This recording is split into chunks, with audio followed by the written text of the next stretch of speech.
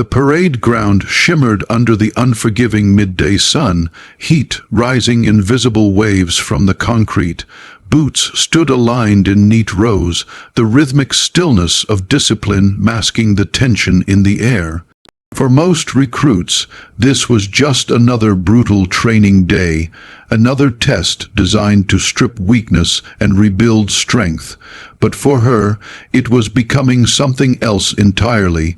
She stood at the center of the open square, shoulders squared, hands clenched tightly at her sides. Her name had already been called once too loudly, with a laugh that carried farther than it should have. A few soldiers in the surrounding ranks exchanged uneasy glances, but no one spoke. Silence was safer. The sergeant circled her like a predator, his boots crunching deliberately. He was known for pushing limits, for blurring lines under the excuse of building character. Today, his grin was wider than usual. "Step forward," he ordered. She obeyed. Discipline was instinct. Questioning authority wasn't part of survival here. Someone produced a set of electric clippers. The buzzing sound cut through the air, sharp and intrusive, drawing quiet snickers from a small group nearby. A joke, that's how it started. A lesson, a way to entertain boredom at someone else's expense. Her eyes flicked briefly to the clippers, then forward again. She swallowed hard, jaw tightening. Humiliation burned hotter than the sun overhead, but she didn't beg. She didn't cry out. She had learned long ago that showing pain only fed cruelty. The first pass of the clippers tore through her hair. Dark strands fell to the ground, landing against her boots like pieces of something precious being discarded. Laughter erupted behind her, too loud, too careless. "Smile," someone muttered, "you'll look tougher this way." Her breath hitched. The second pass was slower, deliberate. The clippers grazed her scalp, sending a shiver down her spine. She stared straight ahead, eyes glassy, fighting the pressure building in her chest. Around her, the formation stood frozen. Some faces showed discomfort. Others looked away. A few watched with interest. No one intervened. The sergeant laughed openly now, clapping one of the soldiers on the shoulder as if this were harmless fun. "Relax," he said loudly, projecting confidence. "This is how we break pride." Another strip of hair fell.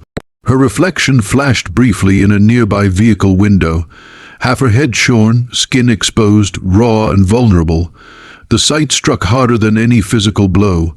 Her fists trembled, nails digging into her palms, grounding herself in pain she could control. She reminded herself why she was here, why she had endured years of training, secrecy, sacrifice, why she had accepted insults in silence before. This moment, as cruel as it felt, would pass. But something was wrong. The laughter faltered just slightly as a distant sound echoed across the compound. Heavy footsteps, sharp commands. The cadence didn't belong to training drills. A figure appeared at the far end of the parade ground, moving fast, uniform immaculate, presence undeniable even from a distance. Conversations died mid-breath. Soldiers snapped straighter without being told. The clippers paused. The sergeant turned, irritation flashing across his face, then draining away just as quickly. Color left his cheeks. His posture stiffened, not from confidence but fear. The approaching officer didn't slow. His eyes locked onto the scene. The fallen hair, the exposed scalp, the clippers still humming uselessly in someone's hand. His jaw clenched. "What is going on here?" he thundered, his voice slicing through the air like a blade. No one answered. The female soldier lifted her head slightly. For the first time since it began, she allowed herself to look toward the disturbance. Her eyes met his and something shifted, recognition, respect, understanding. The general's gaze hardened as he took in every detail. He stepped closer, boots striking the ground with controlled fury. "Who authorized this?" he demanded. The sergeant opened his mouth, but no words came. The general's voice dropped, calm but lethal. "Do you have any idea who she is?" A beat of silence followed, thick, suffocating. "She outranks every single one of you standing here." The words hadn't fully landed yet, but the ground had already shifted, and part one of the story ended not with justice, only with the moment before everything changed. The silence that followed the general's words was heavier than any punishment the parade ground had ever witnessed. It wasn't the quiet of discipline anymore, it was the quiet of realization, the kind that sinks into the bones and makes every breath feel loud. "She outranks every single one of you." The sentence replayed in the air, echoing in stunned minds. A few soldiers blinked, unsure they had heard correctly. Others stiffened so abruptly it looked painful. The sergeant's confident posture collapsed inward, shoulders tightening, face draining of what little color remained. The clippers slipped from the soldier's hand and hit the concrete with a dull clatter. The female soldier remained still. Her head was half shaved, scalp raw under the sun, tears threatening but not falling. She didn't turn around. She didn't straighten to assert dominance. She didn't need to. The weight of the truth was already doing that for her. The general stepped forward, stopping directly in front of her. His voice softened, but only slightly. "Are you hurt?" She swallowed once before answering, "No, sir." He studied her face, noting the tremor she was fighting, the discipline holding her together. His jaw tightened again, this time with something closer to respect. Behind her, the sergeant finally found his voice. "Sir, this was just training, morale building. We didn't know you didn't know." The general snapped, spinning on him so fast the sergeant flinched. "You didn't know her rank, or you didn't care." The sergeant opened his mouth, then closed it. Every excuse sounded weak even to himself. The general gestured sharply. "Explain why a commissioned officer on classified assignment is standing here humiliated like a recruit in basic training." That word, commissioned, hit like a shockwave. Whispers rippled through the ranks despite every rule drilled into them. Eyes darted toward the woman they had watched in silence. Some remembered moments they had ignored, how she never spoke about her past, how officers outside the unit treated her with unusual respect, how orders were sometimes quietly adjusted after her presence. The general wasn't finished. She volunteered for this unit under reduced insignia to evaluate leadership under pressure. He continued, his voice carrying to the edges of the formation, to see how power is handled when no one thinks they're being watched. He paused, letting that sink in. "What she experienced today," he said slowly, "was not leadership, it was abuse." The sergeant's knees looked unsteady now. Sweat ran down his temple. "Sir, I swear, no one meant enough." The general cut in. "You don't get to explain cruelty." He turned back to the woman. "You endured this without revealing yourself." "Yes, sir." "Why?" Her answer came after a breath. "Because how people act when they think no one important is watching tells you everything." Something passed through the general's eyes, approval, sharp and unmistakable. He straightened and raised his voice again. "All personnel involved in this incident, step forward." Two soldiers hesitated. One glanced sideways as if hoping not to be seen. The general noticed now. They stepped out, faces tight with fear. The rest of the formation remained frozen, shame settling in different ways, some for laughing, some for watching, some for saying nothing at all. Military police approached from the edge of the ground, summoned without ceremony. The sight of them sent a final crack through the sergeant's composure. "Sir, please," he said, voice breaking. "This will ruin my career." The general looked at him coldly. "You ruined it yourself." He nodded toward the woman. "And you almost broke something far more important, trust." The MP moved in, hands firm on shoulders, escorting the involved soldiers away. No resistance. None dared. As they passed her, the woman finally turned her head, not with anger, not with triumph, just a quiet, steady look that seemed to ask a question none of them wanted to answer. Was it worth it? The parade ground remained silent long after they were gone. The general removed his cap and addressed the formation one last time. "Strength without honor is nothing," he said, "and rank without integrity is a lie." Then he turned back to her. "You're dismissed, ma'am." For the first time that day, she exhaled. She didn't leave the parade ground immediately. As the formation was dismissed in rigid silence, boots turning in perfect unison, she remained standing where she was, the sun still beating down on her exposed scalp. The general watched her for a moment, then spoke quietly to an aide, who nodded and moved off at a brisk pace. Only when the space around them emptied did the general turn back to her. "At ease," he said gently. The words felt unfamiliar after what she'd endured. She relaxed just enough to feel the ache settle into her shoulders, the delayed tremor in her hands. Adrenaline had carried her through the humiliation. Now it ebbed, leaving raw nerves behind. "You handled that with restraint," the general said, "more than many seasoned officers would have. Thank you, sir." He studied her again, this time not as a symbol or a revelation, but as a person. "You could have stopped it the moment it began." "Yes, sir. Why didn't you?" She hesitated, choosing honesty over polish. "Because if I had, the report would have been about protocol violations, not character." The general gave a slow nod. "That's what I thought you'd say."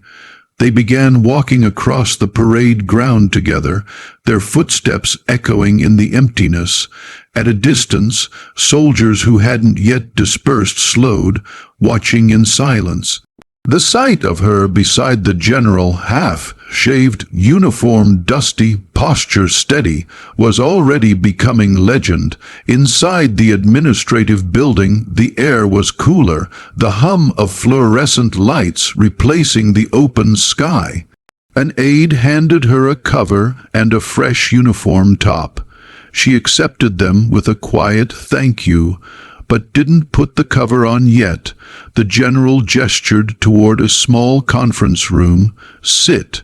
She did. A moment later, the door closed, sealing them off from the rest of the base. "No cameras, no witnesses, just truth. What happened today," the general said, taking a seat across from her, "will ripple through this unit for years." She met his gaze. That was the intent of the evaluation. "Yes," he agreed. But it came at a personal cost. She glanced down at her hands, then back up. "I accepted that possibility when I agreed to go in unmarked." The general leaned back slightly. "You're aware some will call you cruel for letting it go that far." "I know," she said calmly. "But they'll be wrong." He waited. "Cruelty thrives in silence," she continued. "If I had stopped them early, they would have learned how to hide it better. Now they know it's seen, and they know it matters." A faint, grim smile touched the general's lips. "You sound like someone who's been on the receiving end before." She didn't deny it. There was a knock at the door. Military police entered briefly, confirming paperwork, detailing charges, listing witnesses.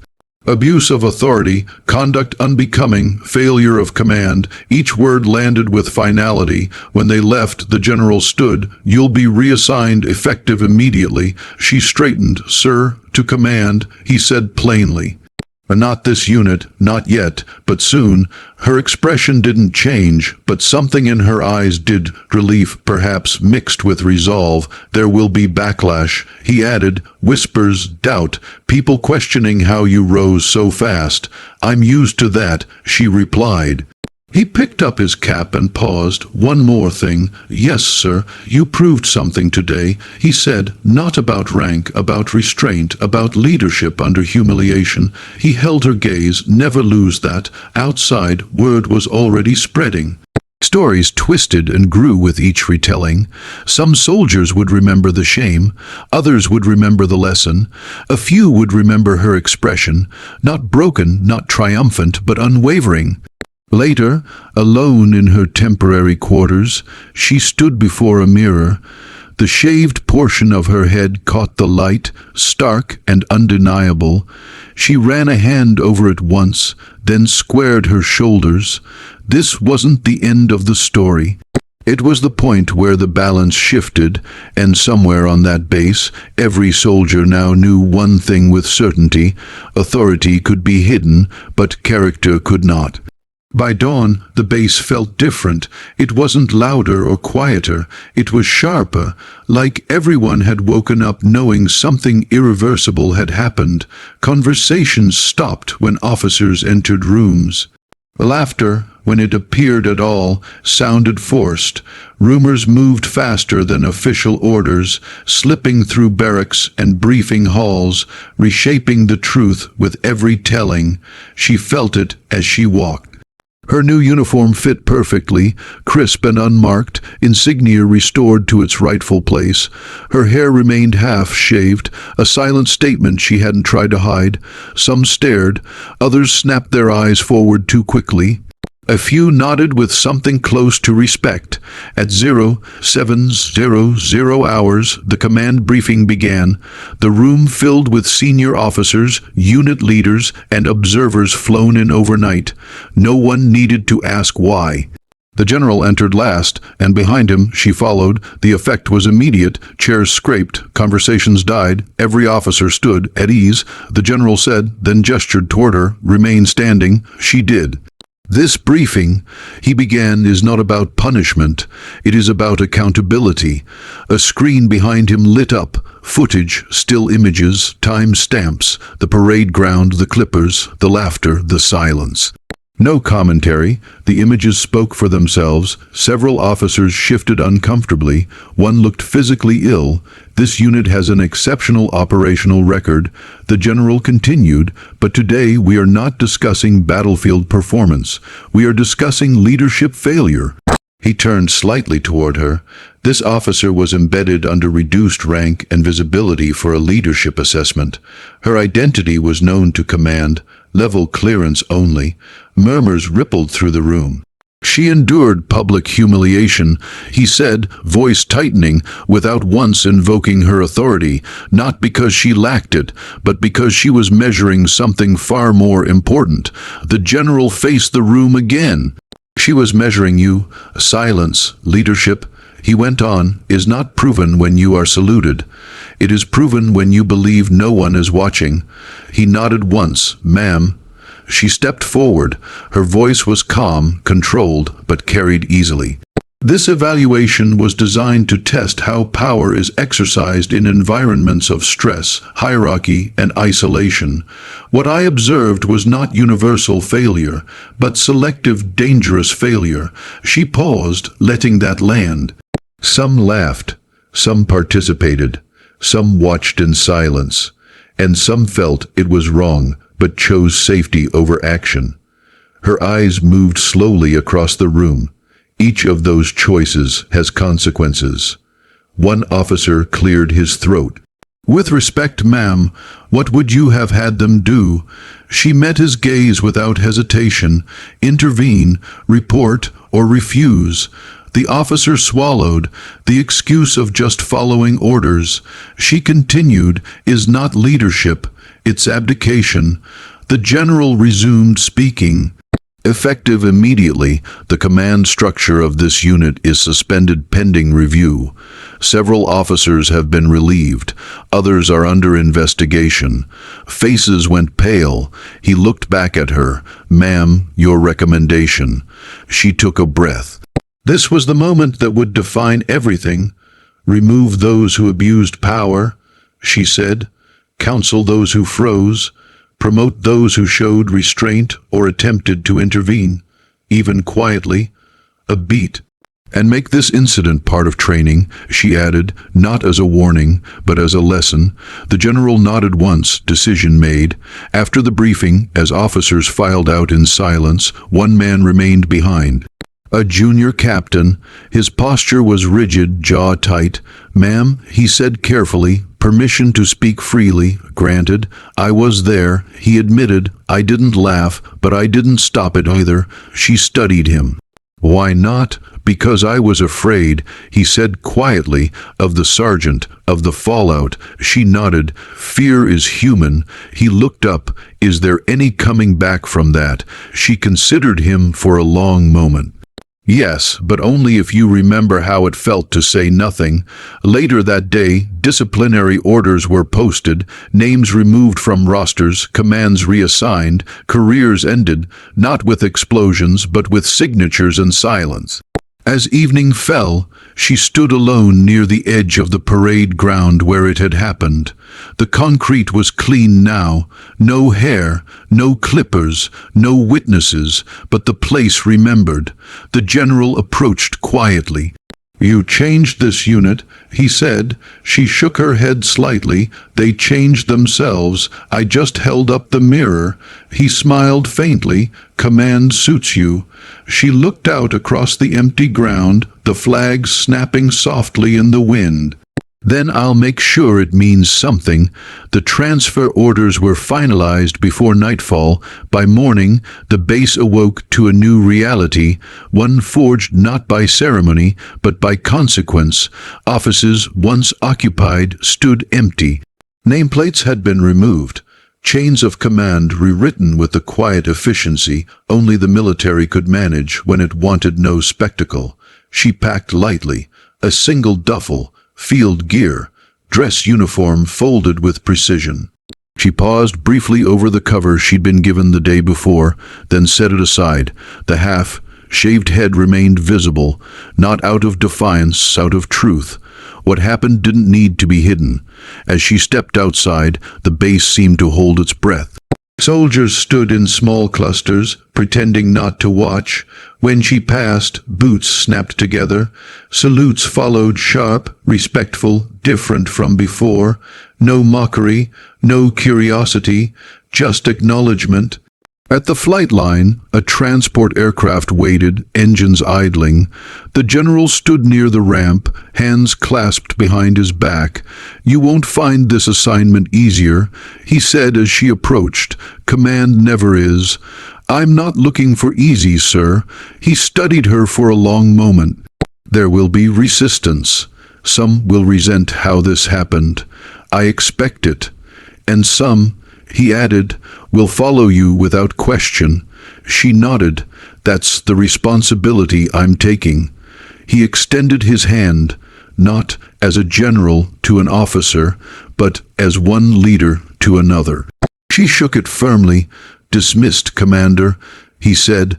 The word landed fully this time. As she boarded the aircraft, something unexpected happened. A line of soldiers, dozens of them, stood at attention along the tarmac.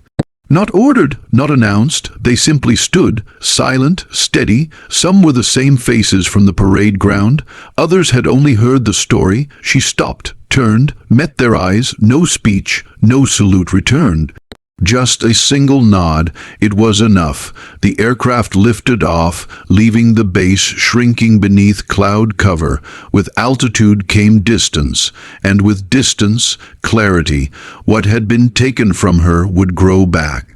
Hair always did, but what had been revealed could not be undone. Weeks later, at her new command, she stood before a different formation, new unit, new insignia, new expectations. They'd heard the story. She could tell by the way they watched her, carefully, respectfully, measuring her not by rumor, but by presence. She didn't reference the incident. She didn't need to. Instead, she spoke simply. Rank gives authority, she said. Character gives legitimacy. If you ever confuse the two, stop. Because the moment you use power for amusement, you lose the right to lead. No one moved. No one here will be humiliated for entertainment. She continued. No one will be protected because of silence, and no one will be abandoned because they stand alone. A pause. If that's a problem, she finished, you should request reassignment now. No one did. As the unit dismissed, she remained standing, the wind brushing against her exposed scalp. For the first time since it happened, she felt no echo of shame, only resolve. Far away, back at the original base, training had resumed, harder, quieter, different. The story was already being told to new recruits, not as gossip, but as warning and lesson. They shaved her head for jokes. They never forgot what followed, because leadership doesn't announce itself. Sometimes it endures, until the moment truth storms in and makes everyone listen. The report was supposed to be routine. A classified after-action review, stamped and archived, its language precise and restrained, no emotion, no names beyond what policy allowed. On paper, the incident became a command climate failure identified through embedded leadership evaluation. But paper never tells the whole story. Months later, the effects were still unfolding. At her new command, standards shifted almost immediately, not because she raised her voice, but because she didn't have to. Training was demanding, relentless, but never cruel. Corrections were sharp, public enough to teach, never demeaning enough to break. When mistakes happened, they were owned, fixed, and learned from. And when someone crossed a line, everyone knew it. Not because of fear of punishment, but because no one wanted to become the kind of leader who needed silence to feel powerful. One evening, after a long day of field exercises, a young lieutenant knocked on her office door. "Ma'am, permission to speak freely." She looked up from her desk. "Granted." He hesitated, then stepped inside. "I was at your previous base," he said, "not on the parade ground, but here." He tapped his chest lightly. "I heard about what happened. We all did." She waited. "My sister's in training." He continued, "Different branch. She called me last week.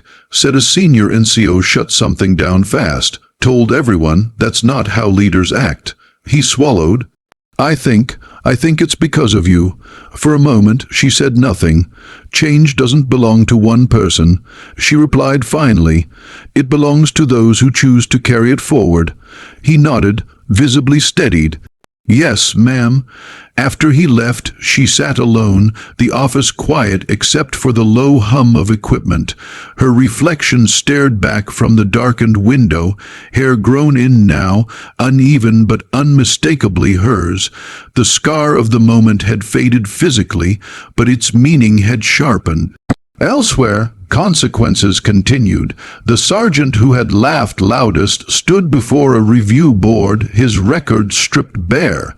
Years of service weighed against a single truth: authority misused is authority forfeited. There was no dramatic outburst when the decision came, just a nod, a signature.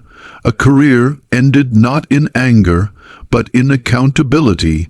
Others received lesser penalties, formal reprimands, stalled promotions, mandatory leadership counseling. Some resented it, some denied it, a few understood it. Those few became something different afterward, and then there were the quiet ones, the soldiers who had stood frozen, unsure, afraid. Many of them carried the moment like a stone in their chest.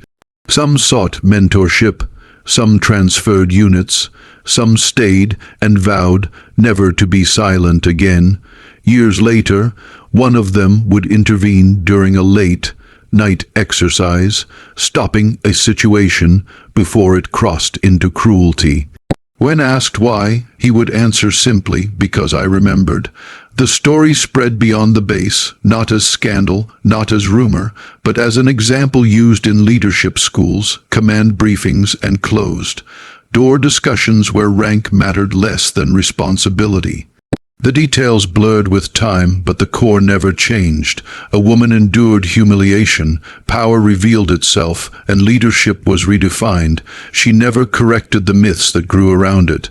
Let people argue over her rank, her role, her silence. The truth mattered less than the lesson it carried. One afternoon, standing before a new class of officers, she ended her briefing with a pause instead of a conclusion. "You will all be watched most closely," she said, "when you think no one important is present." Eyes stayed locked on her. In those moments, She continued, "Your rank will not save you. Your reputation won't either. Only your character will speak." She stepped back. "Make sure it says something worth hearing." After dismissal, as the room emptied, she remained behind for a moment. The silence felt different now, not heavy, not fearful, honest. They had shaved her head for jokes. What they exposed instead was a truth far more powerful than humiliation, that leadership is not proven by who you can control, but by who you choose to protect when control would be easier. And long after names faded and orders changed, that truth remained, quiet, unyielding, and impossible to ignore.